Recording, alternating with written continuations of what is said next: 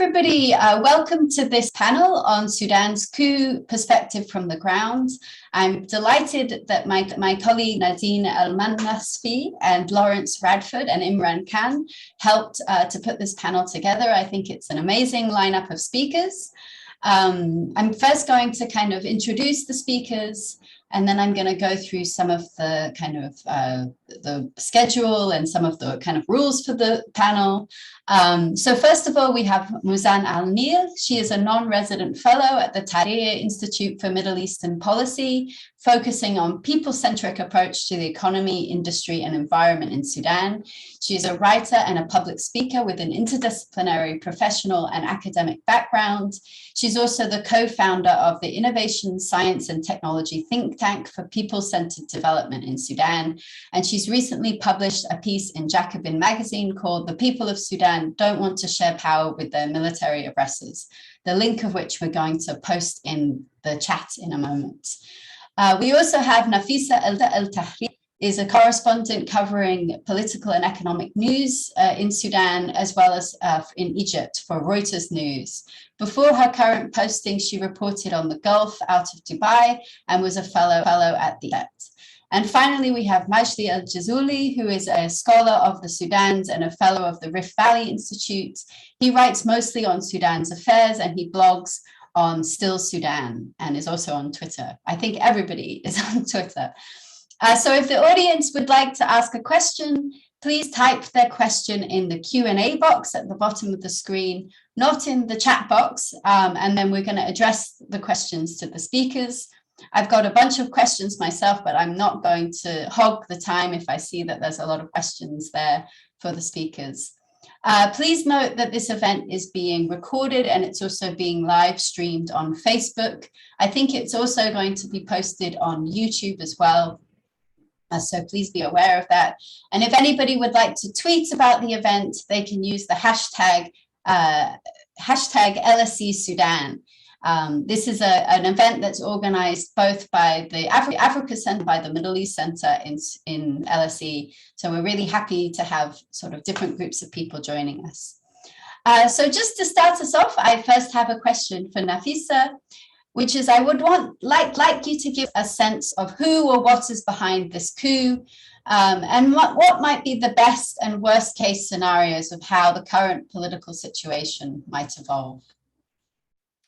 Okay, thank you for the question, and thank you for having me and all of us here. I hope it's a good discussion and useful for people.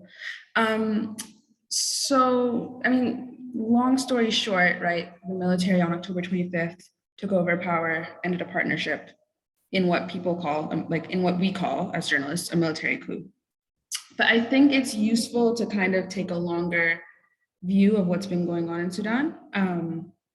So we had a transitional partnership that was created after the economy began spiraling. There was an extensive political movement, a loss of international support for the Bashir regime, and then a military coup taking with his generals taking power from him, right? So that's what happened. And then it took 4 months after that for us to create this transitional partnership. And it took a lot of protests, it took a lot of bloodshed to achieve a partnership between political elites and the military. And in that partnership, they left a lot of key issues of accountability, whether that be for deaths during the protest movement, crimes before, or alleged crimes before, under Bashir, issues of governance, especially oversight over the military, restructuring of the military, oversight over state-owned enterprises, removal of the former regime, and issues of peace and coming to peace agreements. All of these issues were left on the table to be dealt with over this supposedly 3-year transitional period leading to elections. And it was done without any clear pathways for most of these issues and without any compromises kind of set out. So all of these things were kind of put as a list that's kind of persisted until now as a list of things that had to be dealt with during this transition. And so without getting into kind of all the political developments in the last 2 years, which I think some of we can kind of get into later and some other people might have some things to say about, a lot of these issues that I'm talking about accountability and governance, they were always there during the transition. They started kind of coming a bit more to the forefront again over the summer. And on September 21st, and there were kind of issues, people, Hamdok was starting to bring them up again. Some political parties they were kind of bubbling again. The international community was also kind of bringing these issues up again. And on September 21st, the military reported there was a coup attempt, which has happened several times over the past 2 years, as it's happened many times over Sudan's history. But typically under the transition, it's been a force to unify. So a coup will happen and the military and the civilian government or civilian cabinet will kind of issue statements of support for each other, talking about like a unique partnership that they share and that they have to protect it against these external forces. But after the September 21st attempt, the opposite happened, right? So you started to get a renewed emphasis from the civilians immediately after the coup attempt, hours after, kind of talking about the need for the military to be restructured, the need for civilian oversight, and the military in exchange started criticizing the political parties, criticizing the civilian government, largely for the economic crisis, and criticizing them for infighting, neglecting other elements of the country outside of Khartoum. And then we started to see pressure from the east with the port closure. We started to see that a lot of rebel groups and smaller political parties were echoing the military's rhetoric. So things were built up. And this is kind of a long history, but because I think it's an event that deserves to be analyzed, kind of given everything that's happened. It's not quite like a singular event of like a singular rebellion, it's built up, right? And so you have, like I said, you have the dynamics in the East, you have the rebel groups and small parties, you have internal dynamics within the military, within the rapid support forces, within the other elements of the security apparatus, and between them as well. That's all kind of also happening. And there's consultations and input from America, from the Gulf, from Egypt, from all of these foreign powers. So all of this was happening in that month. And a lot of it, not all of it, with an attempt to quiet down tensions. But from the start, the civilians accused the military of plotting a coup. On October 25th, a lot of those same politicians were put in jail in the middle of the night or early morning. And the military took over. They dissolved the partnership. They excised the political coalition from the constitution of the country. They began a process of replacing the civilian politicians and technocrats with people who had affiliations with the former regime, which is a coup. So that's what happened. In terms of best and worst case scenarios, as a journalist, I can't really say what should or shouldn't happen, right? I have to say what is happening, what could happen. I think we'll get into kind of different people's goals and what their best and worst case scenarios, and maybe a little bit later with some of the other questions, but the best case scenario is that some sort of, agreement is reached, that everyone is all of a sudden somewhat, not everyone could possibly be happy, but the idea is that there has to be a kind of a delineation of roles and responsibilities and consequences that some form of majority kind of accept, and that's held on to elections, and that elections in an atmosphere that actually allows a free and fair election. And then that's a best case scenario. It's probably also a fantasy scenario, right? Which is why it's hard to even really describe it. The worst case scenario is that we have what we have, a continuation of what we have now, which is that there's no agreement. There's no one is on board with anything except for maybe a very small group of people. We have no government. We haven't had a government for 6 weeks in terms of a cabinet. Sudan has already lost a huge raft of foreign funding that's been promised after very painful reforms. So we kind of have a situation where people have gone through very painful reforms, and the moment that we were supposed to supposedly see some of the benefits of that, that's been cut off, and is kind of, there's no really timeline in sight for that to come back. We also have a situation where there's multiple security services, multiple armed groups under different leaderships who right now have remained aligned and kind of are not fighting each other, but that could easily change.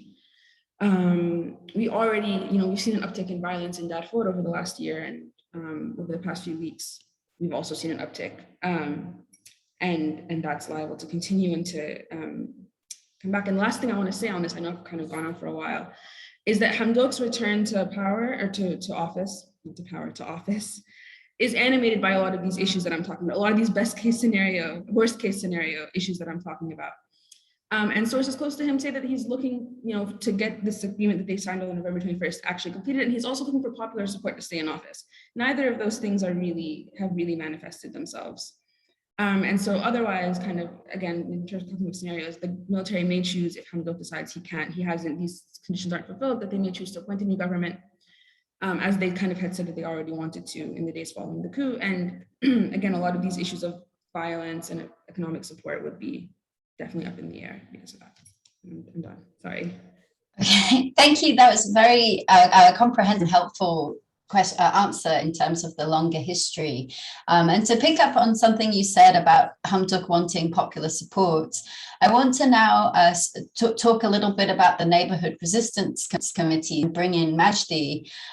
Both you and Muzan have written about the Neighborhood Resistance Committees, and I've either heard or read your thoughts also about new political structures in rural Sudan as well.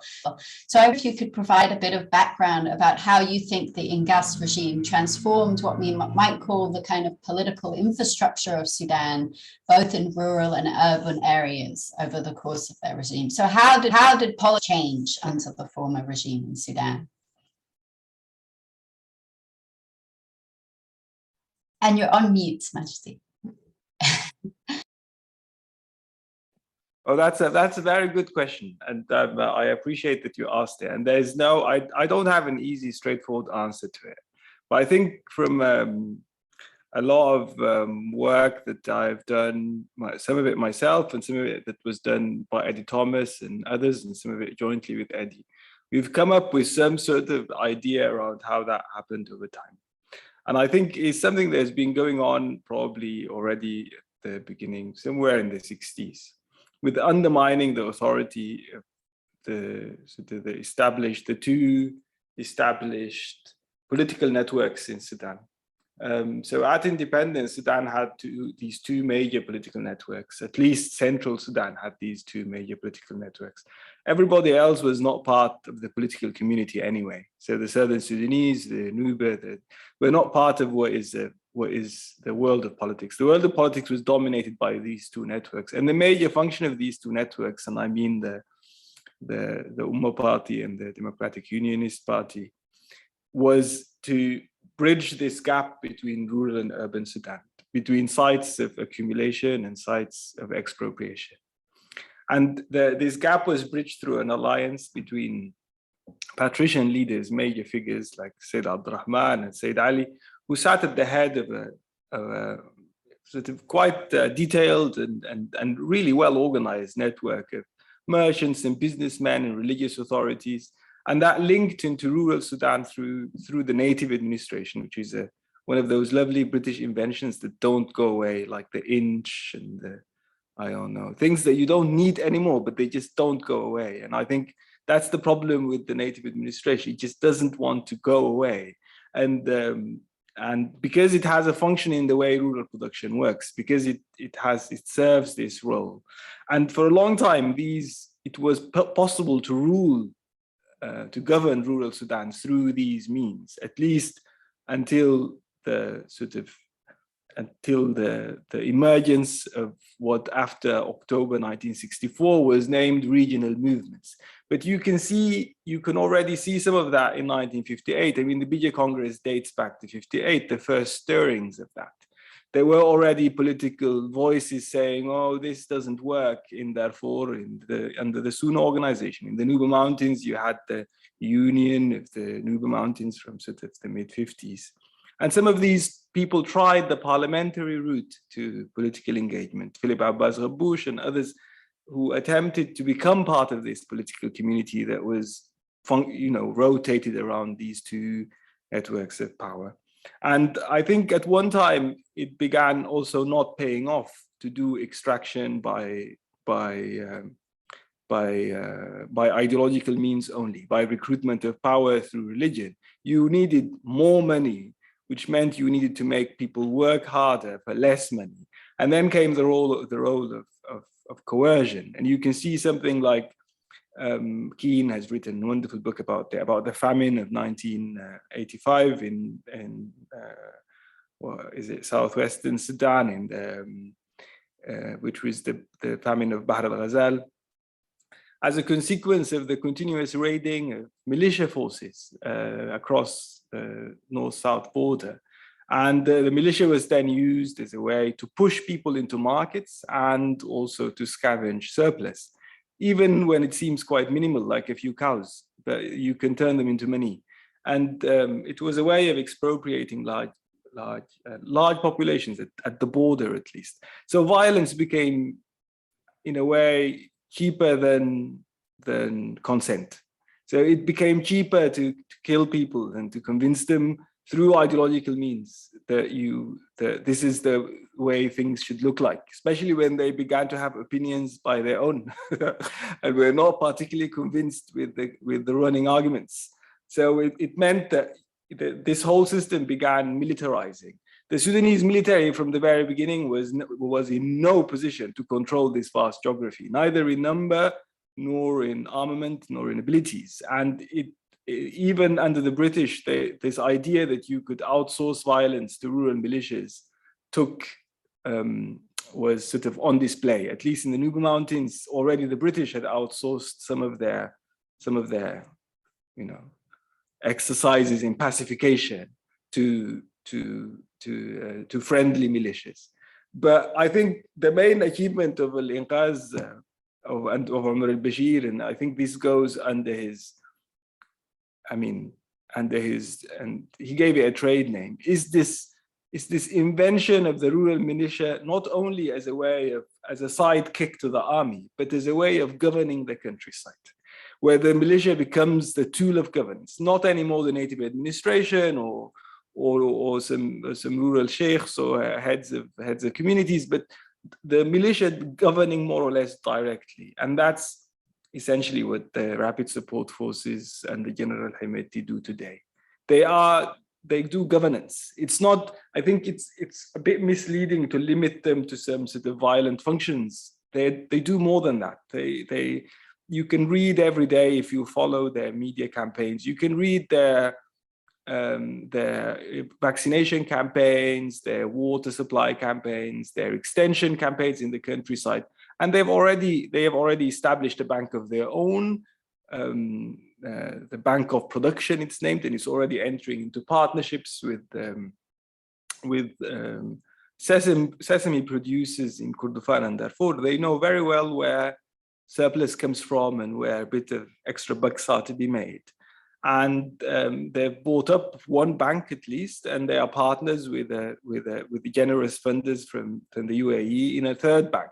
So this is a way of governance. This is not anymore just a militia. And I think state power is for them today a necessity. So it's not like 15 years ago or 10 years ago when, all right, it might be useful to become part of the state. Now they have to be part of the state. The level of interest and the level of involvement and the way that they are making money and creating power systems demands that you take over the state.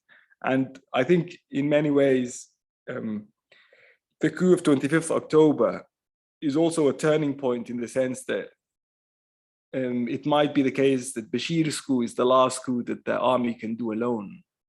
There's a very interesting aspect of the 25th October coup. It's the first coup that the Sudanese army doesn't carry out alone. It needed to buy into this militia. The militia entered this coup as a partner, not as some sort of a secondary ally, as a side system. They were equal partners in the coup in many ways, and it would be interesting to see how that relationship will eventually evolve. Now, your question was about the resistance committees, and I think that's the world of surprises, because as damning as all this sounds, because this is sort of the language of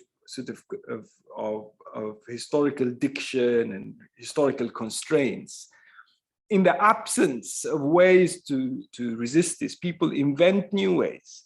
And I think the story I like telling all the time is that if you grew up in Sudan 70s, what were your roots to politics? You would either have to join one of the two tariqas and enter the Ummah or the DUP, or you wait to get an education, if you ever get an education, and then you enter university, assuming that you did get a ticket to university. And then you had one of two options. You either became an Islamist, and most probably you'll do that if you come from a conservative background, or you might turn communist if somebody tells you a nice poem or something. So it's the routes to politicization were quite constrained. And I think the major achievement of December 1819 is the invention of this resistance committee. I mean, they date back to 2013 in evolution, but in true form, they emerged in the 1819 period and sort of evolved since, which became a way of entering politics for thousands of people without taking the usual roads through the two big patrician parties or the more established intellectual circle parties of the university. So there was a way to politics that did not go through the mosque and did not go through campus, which is quite a new thing. And the novelty of this should never be underestimated. And I think irrespective of what the outcome of this immediate cycle of conflict is, the roots that have been laid by this formula of politics will be long lasting. This is a truly historic invention in the same way that the trade union of the 1950s was a historic contribution. It will change politics for a long time. Now, the constraint is it remains largely an urban phenomenon. It is attractive for rural peoples and they play with it. You can see that in places like Nirtiti, like the labor camps of the Jazeera. You can see it in sort of far off villages where people play with the idea, or young men and women sort of try it out. And they're trying it out just like you're trying the striped jalabiyas of the 70s. You know, you're trying it out because it's the fashion in Khartoum. People do resistance committees, so let's do one. And then they do one, and then they try to do something with it. A sit-in, a protest march. In some cases that are quite inspiring, people use this form because it became a form of challenging power to negotiate relations with big companies or with investors. And which means that it's also a way of politics that is unlike campus politics that you can use for everyday objectives. You know, what use is campus politics? You can write in the newspaper, maybe you can talk to your friends and you can have very long discussions and heated debates. That's campus politics. But this is politics for everyday use. So the resistance committee is something you could use in your everyday life. You protest, you take a march to the next locality, you negotiate with the company over rents for land taken by a firm. You could use it to boycott a certain product. So it's useful. It's something that you can do politics with at an everyday level. And I think that is an element that has been very much missing in what we refer to and what people in my age refer to as politics, because we always thought of politics as the action of writing something. That's why most of it works through these statements, these famous statements, you know, these pronouncements and statements and sort of the analysis and our position, what we think, whatever. It's all related. It's sort of a mental exercise. It's like a long mental exercise. But I think the resistance committee offers this cohort of people who are entering politics now, and they're really sort of shoulder to shoulder into politics. There's a hunger for it, and it's offering them something much more practical and useful. It might be crushed by security means. That might happen. One should never underestimate. I think so, because maybe I don't know. I think so. You shouldn't underestimate the enemy. Never. That's a big mistake. So it might be crushed at the moment. Sort of this movement at right now. It might not achieve all what it wants to achieve, but what it has started is very hard to rub off. Because you learn, it's like learning how to ride a bike or learning, you know, well, once you know how to do it, you will do it each and every time and you'll do it better. So you will be even more capable of doing it. And I think this is already apparent in the way that the resistance committees took back immediately to the streets. It was quite inspiring that they did no hesitation at all. Their diagnosis of what happened on 25th October was immediately clear. There was absolutely no hesitancy in what this was about. the way to respond to it is to occupy the street. And it was a correct and a clear and unapologetic response to one of those Khartoum games that work through statements. So I've already talked for like 10. I think I'll stop here. Thanks. Okay, thank you, Majdi. So I wanted to bring Muzan in on the end of this question to talk about how strategic have different actors been of the kinds of transformations that Majdi was talking about, both the kind of transformations in rural areas in terms of the militias, but perhaps also, and this is maybe more in line with your work and your activism with the neighborhood resistance committees. So how strategic have different actors been in either engaging with these groups kind of positively or kind of co-opting them or trying to use them for their own political objectives? Well, thank you. And maybe my answer is going to be a bit long, but I think some clarifications are due at the beginning. I believe we must clarify that strategically responding to popular demands does not by default equate delivering on popular interests. That is clear. So the transitional government in all its components and the political club in general, they did try to respond to popular demands strategically. We find evidence of that all over the transitional period. Even if we start from the end, we find that the coup leaders, as Nafisa explained, they had a lot of speeches in the last days before the coup. And in these speeches, they relied on popular discontent due to the increased level of poverty in the country.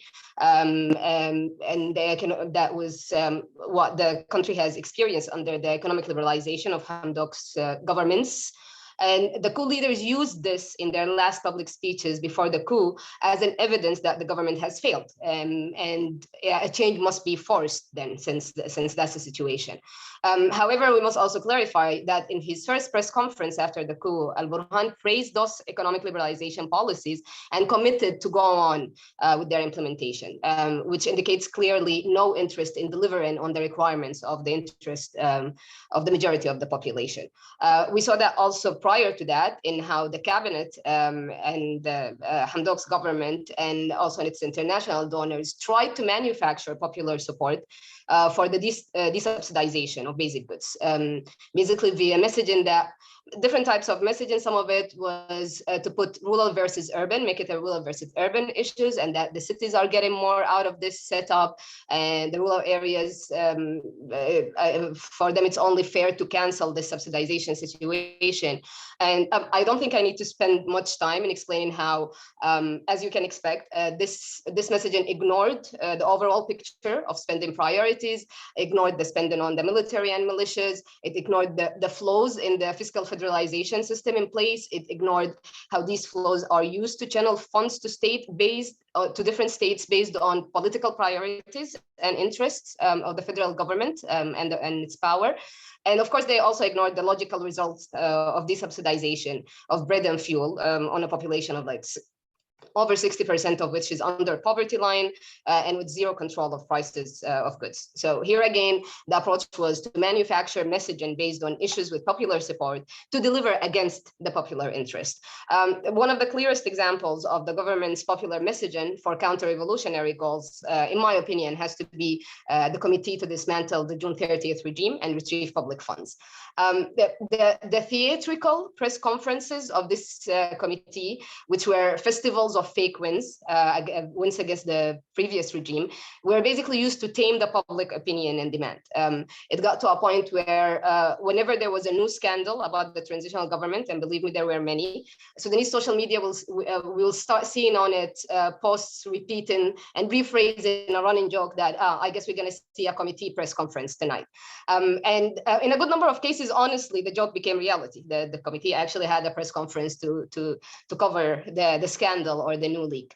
The committee was used as a tool to convince the public that redistribution of wealth can be a bureaucratic process, and that they can, just as technocrats and lawyers, we can just rely on them and stay at home.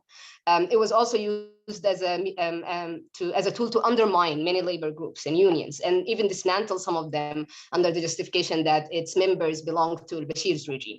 So again, it was another case of manufacturing messaging based on issues with popular support, actual popular support, but to deliver against the popular interests. Now, actually, to serve the interests of the majority of Sudanese population, it's the policies necessary are under the composition of the previous and the current government. It was not possible, basically, due to the national and foreign policy choices of the government as well. The 2019 deal, as well as the November deal, it was based on a float concept that a deal between existing leadership or existing elites can create stability without addressing the injustices that caused the popular uprising and stability to start with. Addressing these injustices required redistribution of wealth, rethinking the spending priorities, which means a totally new approach towards the security forces, a totally new approach towards natural resource management, a new structure of land tenure and labor and landowner relations in rural areas. And these are changes that challenge and to some extent can end the authority of military leaders, as well as the sectarian leaders that Majdi explained their position in Sudanese politics. As well as the business owners and the top of the bourgeoisie political parties of the opposition, who were also a partner in the government. So basically, it was a government that was formed of components whose interests contradict with those of the majority of Sudanese population, and with no tools of oversight or participation in the political decision. And those who supported and still support actually this setup, they insist on ignoring that as long as the economic injustices continue, military oppression and militias need to continue to sustain it, first of all, and thereby a sustainable stability and peace cannot be achieved. And it's not that they do not understand this, but as I said earlier, national and international parties who are in support of this setup can only exist in this criminal model. So by default, they prioritize their interest and the interest in their existence and their exponential growth over the sustainable peace and stability. And that was basically the position of the government towards popular demands, that they were utilized in messaging to pass legislations or decisions that definitely do not serve the public in any way. Oh, thank you very much. I'm going to start using some of the questions from the Q&A because I don't want to take too much time with my own questions. So if you have questions, please put them in the Q&A. Otherwise, I'll pull some of the questions up before. So one of the first questions is from Ahmed Al-Adin, I think. And he says to Muzan, could you give a specific and detailed update on the grassroots resistance committee structural building efforts? Are they counting people within the neighborhoods? How advanced are they in this effort? Which resistance committee groups are in the lead on this? And do they have international help providing logistical support in this campaign or effort? So Muzan, can you respond to that? And I'm going to ask you guys to be a bit shorter so we can make sure we have time for everybody. Thanks. Sure, I'll try to answer briefly. So different resistance committees are they're taking different approaches, and they are on different levels of building their structures. We are seeing resistance committees that are counting the members of their neighborhoods. We are seeing resistance committees that are starting to create coordinating bodies. So basically, different neighborhood committees coming together to create a coordinating body at the level of the city and then at the level of the state.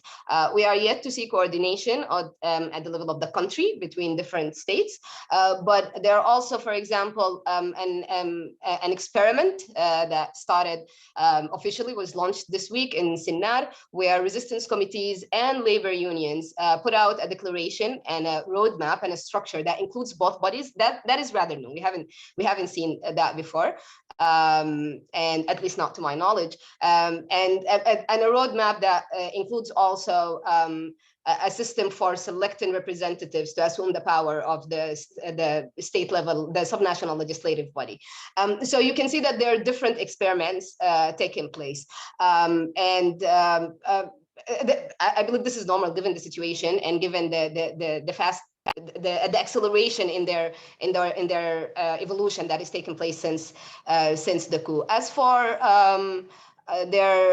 whether there are international contributions or so on, you can see that on individual levels, as in you will see at the page of some resistance committee sharing an article from somebody outside Sudan. It seems like they are in discussion with them, appreciating some sort of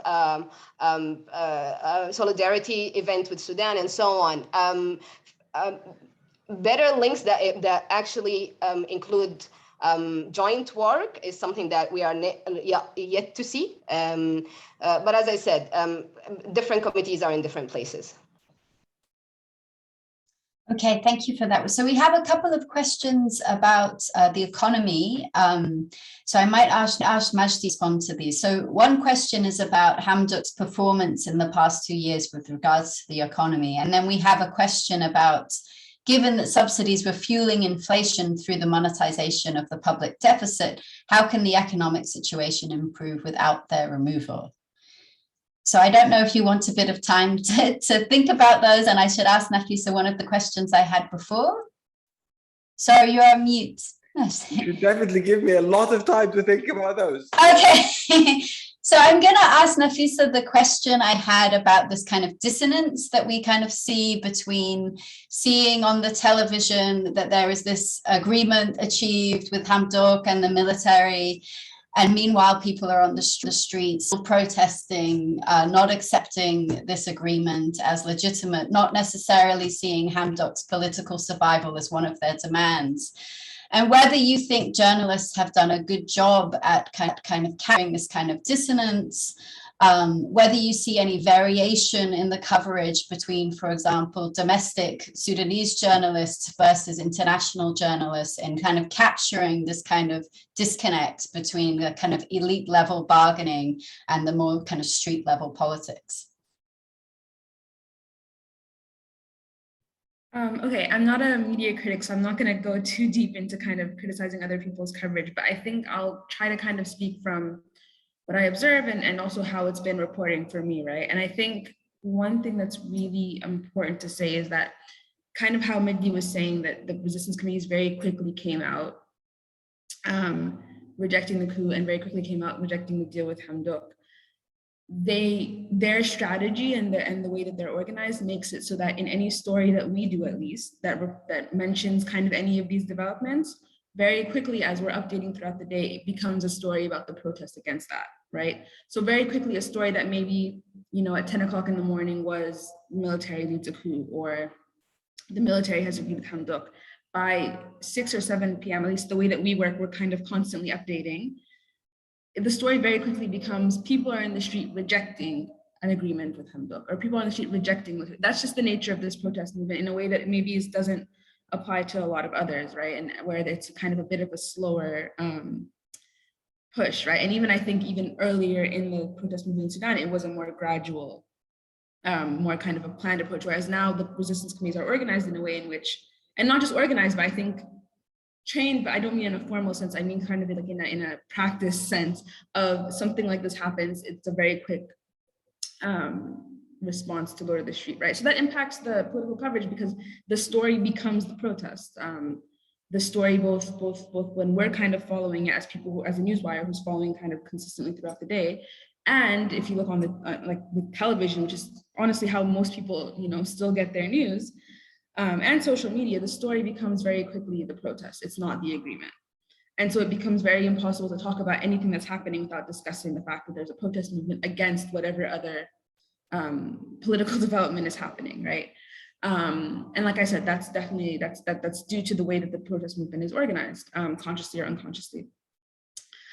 And because of that, I think, again, at least the way that we're approaching and the way I see international people approaching, less than before, there's less of a kind of horse race, you know, trying to cover the minutia of like what's happening with the agreement, who's saying what to who. And I think I've noticed this in the local press too, although I think the local press by virtue of being local press and being closer to what's happening will cover these kinds of smaller incremental changes and smaller incremental, you know, leaks and which is a huge thing these days, like everyone's leaking, you know, all of these things, they will cover it more because they're closer to the issue, right? It's in their interest to cover every single element, and it's because they want to inform people, or because they want to influence, depending on the news source, because they want to influence things in a certain way. But I'll keep it there, but just the idea that I think that the dissonance is much less than it would have been maybe in 2019. There's much more of a focus on the popular response. Okay, thank you for that. So I'm going to return to Majdi. I hope you have somewhat of an answer ready for these questions on the economy. Well, I mean, I think I've heard that question many, many times. And I think the best response to it is that you need to contemplate that the richest countries on the world, a lot of them, including the UK, Germany, France, the US, subsidize food. Food subsidies are only a no-go for poor countries. For rich countries, that's the standard. So this law, this iron law that you can't subsidize food, is applied only to the poorest of nations. The second element of the misunderstanding around that question is to say that the subsidies fueled inflation. Yes, that's very true, because during a period of time where Bashir was not able to satisfy the wheat demands of the city, he had to print money, and this increased inflation. Bashir's inflation was at around 200 plus when he came down. Today, the inflation rate in Sudan is almost 400. That's like 10 times the rate in Yemen. It's around 3 times the rate in Lebanon. And Yemen is Yemen. I mean, I don't need to explain what Yemen is. So I think these indicators by themselves, if you use only those as a handle to understand food, which is my priority in all of this. Now, the latest report by the Famine Warning Network says that Sudan has the highest level of hunger in Sudan is to be expected in this year and next year, compared to the last 40 years of record taking, which means a situation of hunger in plenty, because Sudan is producing quite a lot of food, but it's producing it in a way and at a price that, and it works in a way that people can't afford to buy it. And in this, I mean the staple foods of the countryside, the zura and the sorghum and the millet. The hunger in the city began to increase in the late years of Bashir, when he sort of 2017, 18, he wasn't able to keep the wheat subsidy going well enough to keep people satisfied in food terms. And now, if you look at the graphs, you will see increasing hunger in the city, including in a place like Khartoum. Now, the priorities of government spending, under whatever banner that may come, in my mind, in such a situation, should be to address the food crisis in the country, which means subsidizing food, making food available, and making it available at a price that will keep people from levels of crisis. And levels of crisis already happens when you have to sell your bicycle, or you have to sell your dog, or you have to sort of take the kid out of school in order to be able to eat. So when you're taking children out of school because you want to eat, then that's crisis level. And the iron rule only applies to places like Sudan. The iron rule of that you cannot subsidize food. And the entire sort of dogmatic IMF, World Bank language around it only works in poor countries. And this in itself should make you a bit suspicious about classical economics. And this language and the argument that stands behind it is the argument of classical economics, is that this will create a payment problem that we can't cover. But the political, economic, social problem behind it is not addressed. One way the subsidy system fueled corruption, fueled inflation in Sudan, is that it was terribly corrupt.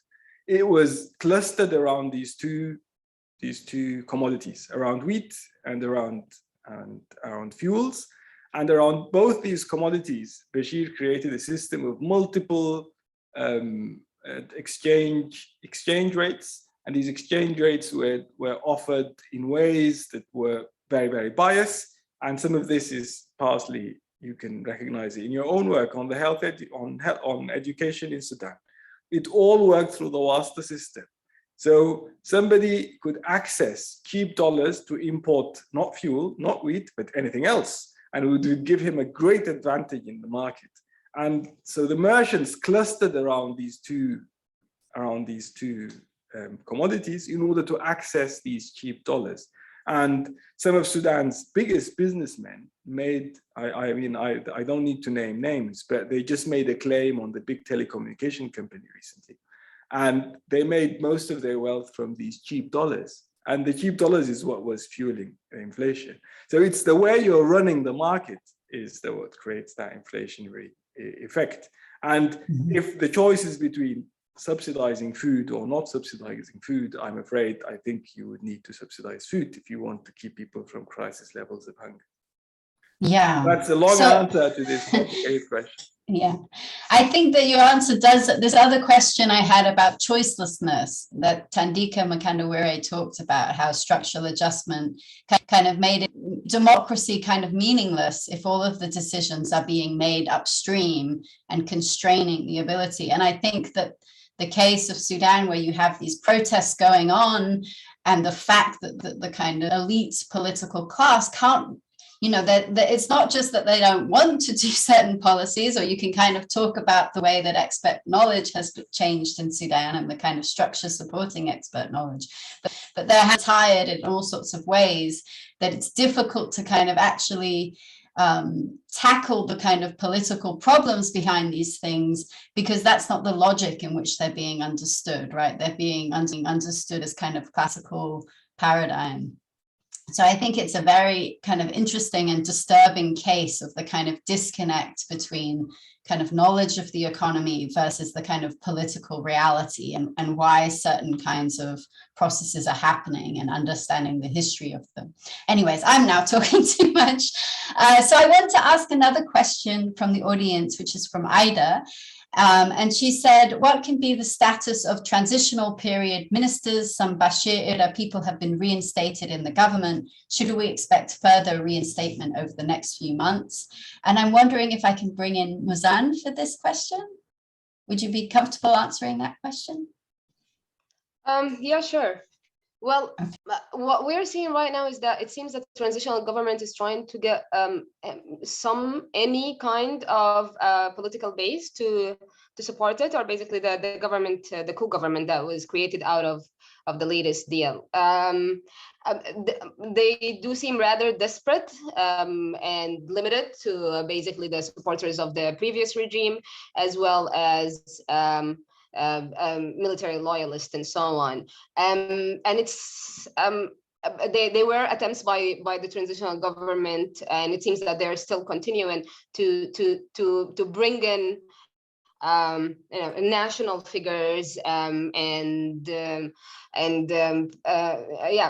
technocrats and so on. And it seems that the huge reject by the public being so clear made some people just a bit worried about joining the government publicly. We're seeing that even meetings with the coup government, it seems that no one wants to say that they met. We just see a committee met, or but no names out there. In addition, you also have that with the interests of those who are remaining in power. From one side, it's most aligned with some of those who benefited from the Bashir regime, and this is not different than prior to the coup. We had several scandals of members of the FFC, or members of the cabinets or of the state governments who have been suggested and recommended or chosen by FFC parties. We find their history that they had previous relations with the previous regime, or or worked with it, or even some of them being members of Bashir's party.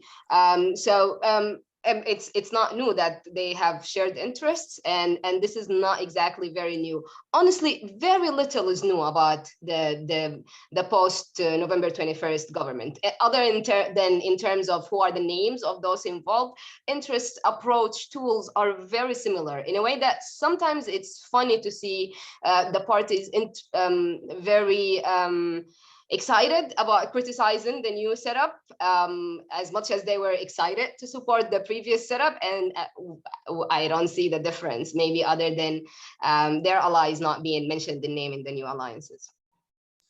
Okay, thank you for that. So I see three other questions, and I'm going to sort of ask them all and then ask the three participants if they can respond to which one they want, and to keep it kind of short to 3 minutes because we are running out of time. So first question, I'm just going to take the second half of Jake's question about the kind of, he says, is the resurgence of intercommunal violence in Darfur hugely worrying for the humanitarian community, somewhat opportunistic, while political angling is centered in Khartoum?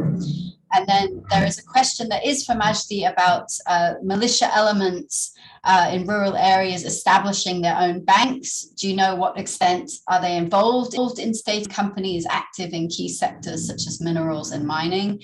And the last question is about, I guess, given that there's always protests, how can a move towards pragmatic coalition to take Sudan forward in the medium term? So I might start with Nafisa, and then I'll go to Majdi, and then I'll go to Mazan. So if you could try to answer in 3 minutes, and you can pick whichever question you want. I can talk a little bit about Darfur. So this is something that we were reporting on a little bit today, actually. The use of the word opportunistic, I think, is maybe not exactly the right word I would use. But I think that the idea that because all of the political wrangling, as you said, is centered in Khartoum, that things can happen outside of Khartoum that get kind of largely ignored, or dynamics can develop that get ignored until they kind of blow up. That's very true. And that I think happens quite often in Sudan. What's happening in Darfur is a combination of a lot of elements. Majdi kind of covered, I think, a big part of it, which is the militarization of the region.